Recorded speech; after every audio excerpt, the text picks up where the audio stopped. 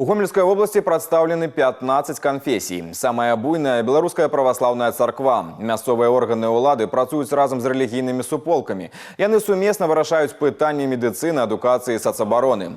Такая интеграция допомагает заховывать стабильность у громадстве. Сёння новые проекты супрацоўніцтва абмеркавалі у Гомелі.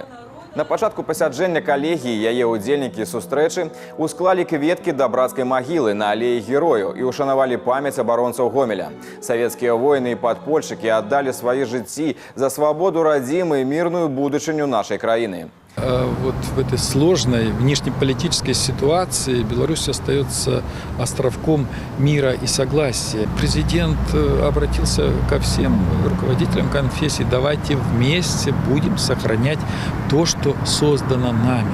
И сохранять это даже больше для будущих поколений, чтобы передать молодым, и чтобы они сохраняли страну, которую построили их деды и отцы. Основная дискуссия разгорнулася ў Гомельскім дзяржаўным універсітэце імя Францыска Скарыны. Па выніках сустрэчы бакі наметілі новыя сумесныя праекты.